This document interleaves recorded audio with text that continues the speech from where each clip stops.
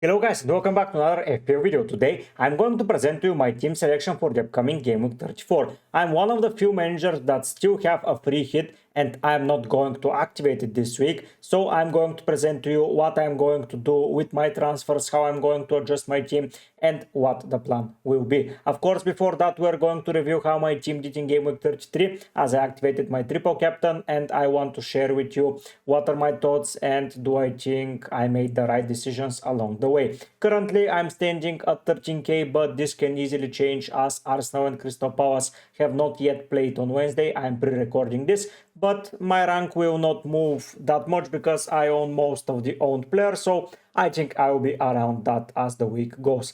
My subscriber goal is 5k, but until the end of the season I will try to reach 3.5, which I think it's very possible as you just smashed that 3.4 which I asked for last time. So let's see if we can reach 3.5 as soon as possible, and we should aim higher before the end of the season. Now, without further ado, let's go to Gameweek 33 team review. So here is how my team is doing at the moment. Currently 2k places down, but to be fair, with the way that my team was set up, I think that is pretty reasonable. Let's start with the players that are performing and have performed. I think there are several. Raya clean sheet against Ipswich, haven't made a save, so the 6 points was more than enough. Now he is going to play versus Crystal Palace. I know that he's starting because at the time of recording I know about the lineups, but I don't know about the result. So yeah, 6 points for Raya yet. Let's see if he can reach another clean sheet and get even more points into the bank for me. Bradley, 5-pointer, yellow card. He was not playing particularly well against Leicester. I think that this game was hard for him. Let's see until the end of the season what playing time he will get and how much of it he will be involved into. But as of now, a yellow card considered in that game and 5-pointer against Leicester. I would take those, of course. Bonus points and some more points would have been ideal, but 5 points, it's with the 9 from the previous week, 14 points from a backup Liverpool right back. I will take those. Then we move to Gvardiol, who got a clean sheet against Everton, 6-pointer, and then conceded 1 goal against Aston Villa, and a yellow card, so 7-pointer. Sadly, he's playing as a center back, so he is not involved too much into any of the attacking situations, and he's not that involved. So spending the extra money over Diaz, for example, is most probably not worth it, but at the end of the day, I think that Gvardiol is as nailed as it gets, and when the other center backs return into action, I think that Gvardiol will be utilized in a lot of the situations. So yeah, I would say that it's okay to have him and it's okay to keep grinding the game with him. Then we move to Munoz, 5-pointer, a clean sheet with 10 men against Bournemouth. I did not expect that when I've seen that they were a man down, but yeah, 5-pointer, a yellow card, and him being able to provide a clean sheet is enough for now. He's facing Arsenal. He's starting, so I know that he is playing for sure. Let's see how many points he will get. I don't know what's the end result of that game, but maybe an attacking return here and there should be expected also. But even if he finishes on 5 points, I will be more than happy. Moving then into midfield, Bukayo Saka started the game against Ipswich, which was a very big surprise for me. I was expected him to be benched, but he dodged all of the points available. He was the only starting player from Arsenal that didn't get any returns. Everyone else got either an attacking return or a defensive return, apart from Bukayo Saka, who was subbed off early. He got the red card for Leif Davis, so he made the game easy, but at the end of the day it was not enough from my point of view. Moving then into Mohamed Salah, he was a prime contender to be a captain, and with 3 points he almost outscored my captain, but yeah, he missed a very, very bad chance. The chance that he missed was pretty bad in the 3rd minute. I mean, it would have been way better if he had scored, but at the end of the day, 3-pointer, yeah, he's in a pretty long stretch of form where he hasn't returned, but I think he will bounce back pretty soon. Sar, 2-pointer against Bournemouth as they didn't score any. He kept a clean sheet, but he got a yellow card because his shorts were pulled down. I mean, I did not understand why the hell he got that yellow card, but it's still a yellow card. Now he's benched against Arsenal, and I have no idea if he will be involved at all or he will be saved for the FA Cup fixture into the weekend. Bowen, 9-pointer, pretty good performance. He was playing all right. He got subbed off and he kept a clean sheet, and then they conceded a goal. So he kept the clean sheet, scored a goal, and got a bonus point. At the end, he didn't get the full bonus, but a bonus works brilliantly well at the moment. Mateta, another disappointing performance against Bournemouth. He has been a pretty poor transfer, to be fair. If I went sideways to someone else, like let's say Evan Newson or Chris Wood or someone like that, it would have been much better as I would have been prepared for the upcoming weeks, but still it was the safer decision to do that transfer. Isaac, another 2-pointer, so I would say not overly excited, but they got destroyed against Aston Villa, so yeah, 2-pointer is the maximum that we will get. Saka was my transfer ahead of Palmer, and Palmer got 1 more point this week. So yeah, the only thing that I lost was a transfer at the end of the day, which is not ideal, but I just covered my bases. If I didn't own Saka and he scored against Ipswich, I would have been so screwed, but now I think I'm pretty alright. Finally, we're going to discuss my triple captain Marmoush. He was avoiding points like nobody's business. In the first game against Everton, he missed 2 clear chances to score a goal. Then in the second game, he, to be fair, gave the ball for the first goal, but it was a big deflection, so they didn't give him the assist. I think it's a fair play, and he ended the week on 4 points, which by far it's not enough. 4 points, it's a very low score, so yeah, my triple captain was a fail. Looking on the other side of it though, it's the bench that I need to discuss now. Verbruggen 1-pointer, Murphy 2-pointer, Williams 2-pointer, and Livramento 0 points. That is 5 points, which is a very low number.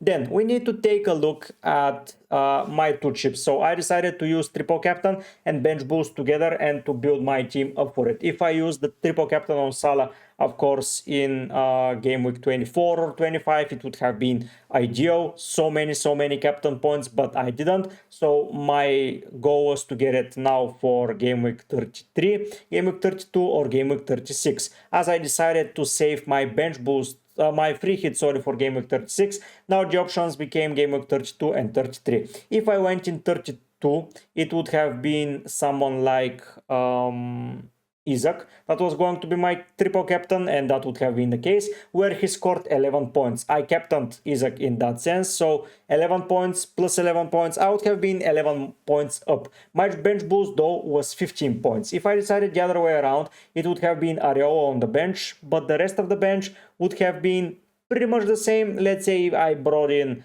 a Konsa or someone like that who scored 3 or 4 points that week, I'm not exactly sure, but my bench boost would have been Livramento with 0, Murphy, that makes it 2, Areola makes it 5, and the other guy makes it 9. So I'm 6 points, if I went that way, 6 points down to that bench boost compared to my previous, and 7 points down now to my captain, so I would have been 1 point better. But most probably, if I know myself, I would have still went for Nick Williams, as I would have wanted to prepare for that bench for that free hit in 34. So that would have meant Areola, Murphy, Williams, and Livramento, and that 5 points, so that 10 points down, and I'm 7 points down from the captain, but 10 points up, so I'm overall 3 points up from activating the bench boost in game week 33 with my current squad. The only difference would have been the goalkeeper.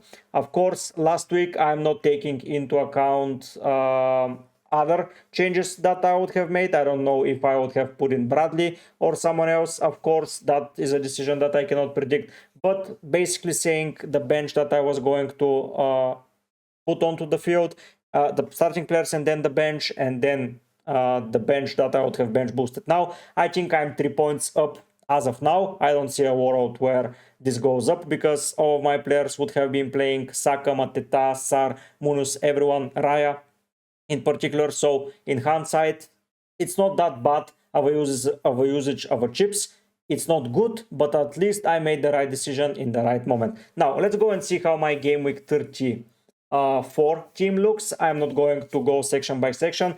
You'll see why, but yeah, let's move there. So here is how my team is looking at the moment. We have at least a goalkeeper, Verbruggen in goal against West Ham at home. It's not that ideal of a fixture because I have Bowen that faces him, but yeah, on the other side, I would have gone Areola for this week against Brighton, and Brighton are dangerous, so it would have not been an ideal keeper either way. So I prefer to have some diversity if West Ham, for example, do not score anything and Brighton decides to lock it up. I want to have Verbruggen saving myself.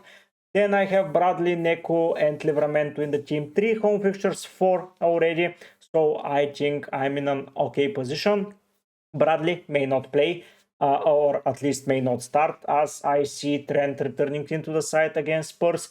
But still, I would use Bradley against Spurs as he will come on and he is in a prime contention to do something just like he did against Fulham. Then we have Neco Williams facing Brentford. It's not an ideal fixture, but it's at home. And yeah, Neco, that's why I brought him into the side to use him for that Game Week 34 fixture. And Livramento against Ipswich. One of the main reasons I'm not activating the free hit is I have most of the players, not most, but several of the players that I would want. So I would have wanted Bowen, Salah, Livramento, Isaac, Murphy. So that's 5 players in. I can get 2 with my transfers more, so that's 7.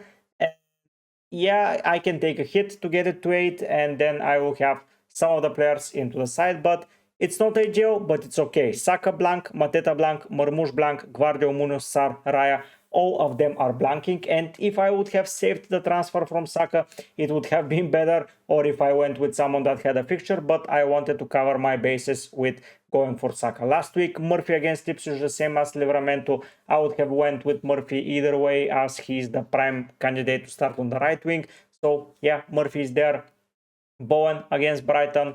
Yeah, I like that fixture. Not ideal, but I like it. And Isaac against Ipswich, another fixture that I like. That's the team. The captaincy will stick on Salah, as this is going to be their fixture to win the title if they haven't already won it against us. Arsenal are facing Crystal Palace, and if Crystal Palace defeat Arsenal, which is very unlikely, Liverpool will be crowned champion that day. If not, it's going to be against Spurs nonetheless. Now, I'm going to go to FPL.team and I'm going to start maneuvering around to the transfers because I have to prepare. You have to keep in mind about my strategy, what I think about it, what I plan to do with it, and how it's going to go. So let's go there. Let's build something cheeky and let's see what we can cook. Have in mind I'm activating the free hit in 36 regardless, so yeah, probably not going to go with a lot of players from that week, specifically in the Forest lineup, as yeah, I will cover them. But let's go and see, let's go and check what we can cook, and I will be right back with it. So here is the team that I was talking about. Now I have only 8 players playing. Saka, Marmoush, and Mateta need to find somewhere else to be part of. So now we go and discuss what I need from my team. So first of all, there are 2 options. If City reach the final of the FA Cup against Forest, I would get game weeks 36 and 37 in 1 week, most probably, but still I would want those City players against Wolves and Fulham. I think that's an okay move because City are still playing for something. At these stages of the season, I try to get as many players as possible that play for something. So that would mean getting players in that are with an okay fixture run. Saying that, teams that play for something are as it follows: Nottingham Forest, Manchester City, Aston Villa, Newcastle, Chelsea, Who else? You can go to Bournemouth. You can go to someone like, I think those are the teams that are fighting for something. Everyone else, their season is most probably done. That would mean that Liverpool have won the title, let's be real. They need 3 points more if Arsenal win all of their games. Then Chelsea still have a European fixtures, so I think they will switch around. If we take a look at the Chelsea's fixtures, it is Everton, Liverpool, Newcastle, Manchester United is now a green fixture, and then Forest. That's one of the hardest fixture runs there is. When we look at Aston Villa, they blank this week, so I cannot buy players from them. When we take a look at Bournemouth, they have a possibility to blank in game week 37. Then they play Arsenal in game week 35, sorry. Even though it's Arsenal in 35 when that's between UCL football. So game week 35 lies between European fixtures. So that would mean probably Arsenal will rotate against Bournemouth. Still, it is Arsenal. It's not that bad of a side. So going for someone like Kluivert, yes, it makes sense, especially as the last game is against Leicester. But if they blank in 36 and they blank in 37, I will need to get rid of them and then get back them in. So that's not ideal. I plan to just get players from Bournemouth in if I need them. Then we take a look at Chelsea, we already discussed. If we take a look at City, we have Wolves and Fulham. It's pretty ideal to keep my City players, so I'm not going to sell either Marmoush or Gvardiol. They're both staying into the team, so they're immediately going onto the bench. Then we take a look at United are not playing for anything. Newcastle, I have 3 players already, so I don't need to buy anything. I can use them against Ipswich, against Brighton, and against Everton. I can also use them in game week 37. I know it's Arsenal, but it's still a fixture and I will still use those players. When we look at Forest, now they have Brentford, then they have Palace. Palace will be probably... so the tricky part here is that they play game week 34 right after they play the FA Cup semi-finals. So I don't know what the result is going to be, but if they reach the final, they will have Leicester and West Ham in 1 week. Even if they don't reach that stage, I think still will be interesting to get players from Forest as they will be facing Leicester at home, and that's one of the easiest fixtures there. So am I taking more Forest players as they have a chance to blank, and if they don't blank, I will get their players either way, and then I will buy someone probably from their side for game week 37 if they're not having a blank. So I'm basically omitting them from Brentford and Crystal Palace, which is not the end of the world, I would say. Southampton will skip. Spurs may have a double. I would skip them. Even on a double, I don't know what to do there. West Ham, I already own Bowen, so I'm not getting anyone. And Wolves are not playing for anything. If we take a look at what the priorities are going to be, there is a team with 2 home fixtures for the final part of their reign in that stadium, and that team is Everton. If we take a look at Everton's fixtures, in 34 they face Chelsea. It's not ideal, but then in 35 it's Ipswich, and 36 and 37 is Southampton. So I want to get an Everton player in order to cover Ipswich and Southampton. And if we take a look at Klopp and we go to Everton, we have, and we sort by points, we have Pickford at the top, Tarkovsky that is injured, we have Ndai. Ndai is a pretty interesting pick, but there are some issues now with him. If we take Ndai, that's meaning that if McNeil is back into the frame, that's a little bit tricky. Then we have Mikulenko, which is an okay option. Moyes, Doucouré as a midfielder, it's an interesting option, but do I need a midfielder? Probably not, as I would be selling Saka this week, as Arsenal have Bournemouth, Liverpool and Newcastle after a double and after a blank, and between UCL fixtures. Guess what? Saka is not playing in that Bournemouth fixture more than 30 minutes. They don't need him to play, so that means Saka is a goner. I'll have Brighton, Spurs, Chelsea. Salah stays. Brighton, and I will be getting another forward, and I will have Forest for Sar. So it's an option to bench Sar. So now I'm looking for someone with good fixtures in 34 and 35 and 37 once again, and still Everton is at the top. But if McNeil plays, I'm screwed. I don't know if Beto starts all the fixtures, because last time it was Broja who started, but Broja was awful. But am I getting Beto? Probably not.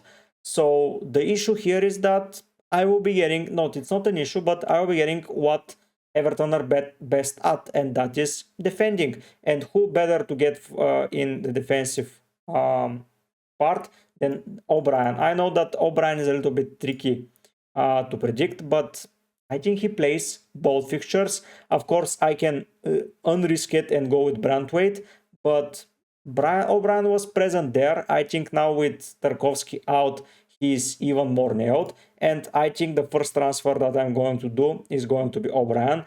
He's cheaper, he has more expected points, and he has been amazing from set pieces as of recent. I know it's against Chelsea, but I don't think that's such a big issue. Then we move to the midfield, and if we take a look at the teams once again, I know it's pretty tricky to decide. So one team with good fixtures is Bournemouth, but if Bournemouth blank in 37, I will need to sell them because I will already own 2 City players. Okay, I will own 2 City players, let's say, and if Crystal Palace blank, I will own 1, so he would be gone. That's not the end of the world, so I can go to Kluivert. Of course, it's not that bad of an option. It's okay. Then Brentford is a team that I'm very interested to target. Forest away, it's not good. But then we have United at home, Fulham at home, and Wolves away. I think that Brentford have been playing very well at the ends of the season in general, and they have concluded a very good spell of results. So that would mean a player that I would dearly buy back into my side is Brian Mbumo. I know it's Forest away, and I know I own Nick Williams, but it's not about one fixture. I need to prepare for 34, 35, 37, and 30. Okay, 34, 35. Basically, I know it's United, but it's at home after a European fixture. I think Brentford are winning. And now I have several options for my forward line. As you can see, Fulham are facing Southampton, and they have a pretty okay fixture here. It's away, but it's Southampton. Then it's another away. Then for the home fixture, I'm not using them. Then for the away fixture, I'm using them again. And then it's City at home, so not ideal. On the other side, there is Cunha, who has been a bonus point magnet as per usual. He has Leicester. Then he has a City side, which is not that bad, to say the least. Then he has Crystal Palace away, home. Leicester for Cunha, I think it's a good place to be. I will be considering him. A team that has home and home fixtures is Brighton. I will be getting him for home, but it's Newcastle, Liverpool, West Ham. Nope. Someone else with home fixtures, Chelsea. Yes, I can get Nico Jackson, but it's Everton, Liverpool, United. Do I fancy that? Probably not. Everyone else doesn't have 2 home fixtures in a row, so that home fixture is gone. Now you can get 2 home fixtures in 35 and 37. Let's see who has them. It's Arsenal, Bournemouth rotations. I have Raya, it's enough. Aston Villa, May blank, no go. Brentford, I already got Mbumo. I can get Wissa, so Wissa is a second option that I can get. Brighton discussed, Chelsea discussed, Palace, blank, question mark. If not blank, I have Sar and Mateta, but Mateta will be sold, but I still own Sar. Everton, who to get up front? Beto. I don't know if he even starts. I already have a defender there. Leicester, am I getting Vardy? No, thank you. Why no, thank you? I don't know if he will get the required minutes. City, I already own the players. At West Ham, I already own the attacker, so I own the best of the home fixtures, and with those potential final between Aston Villa and Crystal and Man City, getting players from Aston Villa, it will hurt me, so I will get them in the free hit. It will be players from Spurs from the hit, free hit, players from Bournemouth.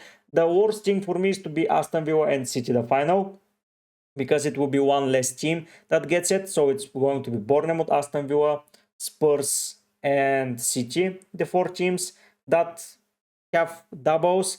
If we go to, for example, Crystal Palace, then we have Spurs. No, we have Wolves with a double. So yeah, I'll be getting Cunha in a nutshell, but then I can bench him, sell him for someone with good fixtures in 37. Not a lot of teams, but maybe Jackson, maybe Watkins, all in the maybes. Of course, the free hit is not for a confirmed double, but still, I would say even if that doesn't happen, I have Southampton versus City, triple up. I have Nottingham Forest versus Leicester, triple up. I have Brentford versus Ipswich, double. I have to avoid Salah this week. So I think I can get Haaland if he is fit, which is the vital point here. So I think I'm in a pretty good contention, and now it's going to become Cunha versus Wissa versus Chris Wood. Chris Wood is out, it's Cunha versus Wissa, and the winner is going to be Cunha as he has Leicester at home this week. And this is the team. I have 5 million to spend. That's a hit, but I have a playing 11. Of course, most of the side, Bradley may not play. O'Brien, I don't think it's a minutes risk, but I will assess. I genuinely can go Mikulenko and be safer, but am I expecting O'Brien to be benched? If Tarkovsky is out, no. Honestly, I have to monitor if Tarkovsky is out. If Tarkovsky is in, I'll get Tarkovsky, of course, as I have the money. And I have a playing side, so I think all is good now.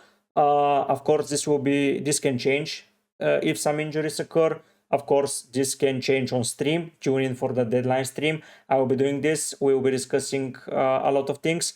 Free hit draft will be created. So yeah, if you have any questions, if you have any suggestions for my team specifically, with you having in mind that I'm bench boosting, free hitting, sorry, I'm free hitting in 36, please put them down in the comment section. It will help me a lot.